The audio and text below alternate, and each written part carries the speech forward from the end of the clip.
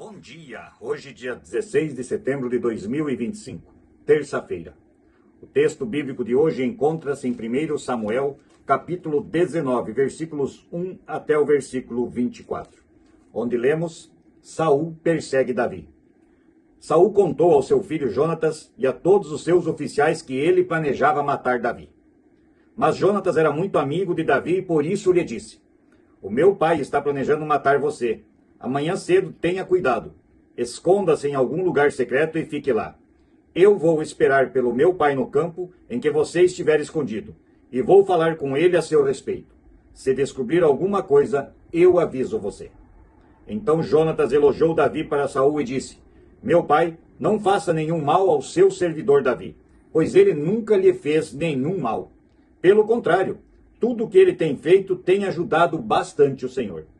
Ele arriscou a própria vida quando matou Golias, e por meio dele o Senhor Deus conquistou uma grande vitória para Israel.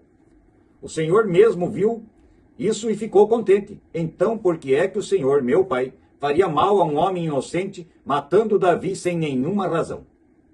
Saul atendeu o pedido de Jonatas e jurou em nome do Senhor, o Deus vivo, que Davi não seria morto. Então Jonatas chamou Davi e lhe contou tudo. Aí o levou a Saul e Davi continuou a servir o rei como antes. E novamente houve guerra contra os filisteus. Davi os atacou e derrotou tão completamente que eles fugiram. Um dia, um espírito mau mandado pelo Senhor dominou Saul. Ele estava sentado em casa com a lança na mão e Davi estava ali tocando lira. Saul tentou espetar Davi na parede com a sua lança, mas ele se desviou e a lança ficou fincada na parede.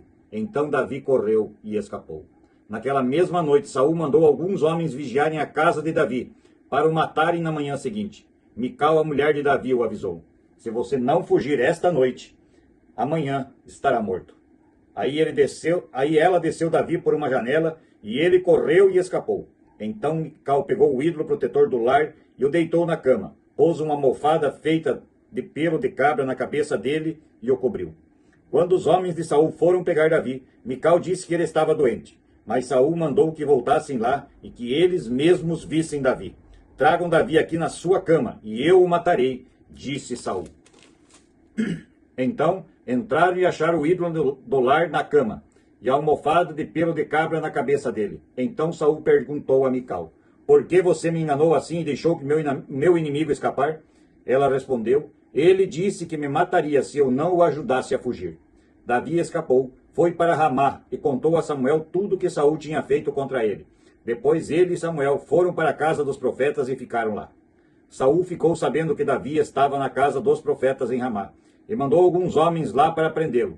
Quando eles chegaram, viram um grupo de profetas profetizando e Samuel era o líder. Então o Espírito de Deus dominou os homens de Saul e eles também começaram a profetizar. Quando Saul soube disso, mandou mais mensageiros e eles também começaram a profetizar. Então mandou mensageiros pela terceira vez, e aconteceu a mesma coisa. Aí o próprio Saul foi a Ramá. Quando chegou a um poço grande da cidade de Seco, perguntou onde estava Samuel e Davi. E lhe disseram que eles estavam na casa dos profetas. Enquanto Saul estava indo para lá, o Espírito de Deus o dominou também, e ele foi profetizando por todo o caminho, até chegar à casa dos profetas. Lá, tirou a roupa e profetizou na presença de Samuel. E ficou deitado no chão, nu, o dia inteiro e a noite inteira. E foi assim que surgiu o seguinte ditado: Será que Saul também virou profeta? Até aqui a leitura de hoje. A história se repetiu. Lembra, falamos ontem sobre a inveja, ciúme, e como Deus havia colocado, às vezes, um espírito mau em Saul, ele sempre voltava a essa tecla. Só que Saul vai lá e fala para Jonatas, que já havia feito uma amizade de verdadeiro amor com Davi. E fala para os seus comandantes, para todos, que ele quer matar a Davi. E Jonatas trata de proteger o seu amigo, manda ele se esconder e vai falar com o pai, o rei Saul. E mostra para Saul que ele está errado, que o pensamento dele está errado. Davi só fazia lhe ajudar. E aí ele diz que não, está certo, você está certo. Jonatas conta para Davi, leva ele até Saul e Saul o põe de volta dentro da sua casa.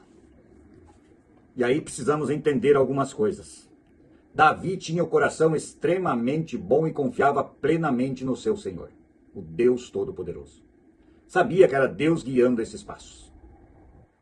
Mas Deus manda um espírito mau de novo atacar a Saul, o rei, e Saul resolve rapidamente eliminar com Davi. E tenta novamente espetá-lo com a lança. Mas Davi novamente se desvia e aí vai para casa. E Saul então manda que homens vão até a casa dele e o peguem desprevenido e o matem. Mical o ajuda a fugir, a esposa e filha do rei, pela janela, prepara um boneco e o deixa na cama. Os homens veem e ela diz que ele está muito doente. Eles falam essa mensagem para Saul e ele manda: tragam ele mesmo que seja na cama dele que eu vou matá-lo. E eles, quando voltam lá, descobrem que é um boneco. E aí o rei fica bravo com a sua filha e ela diz: ele me forçou a dizer isso, pai. Davi, na fuga, vai até a casa de Samuel, em Ramá, e juntos vão para a casa dos profetas, e Saul manda que os homens vão atrás dele. Mas cada um dos 3 grupos que ele manda começam a profetizar e ficam por lá. E aí Saul decide ele mesmo ir lá. Eu vou lá porque eu vou eliminar esse peso da minha vida.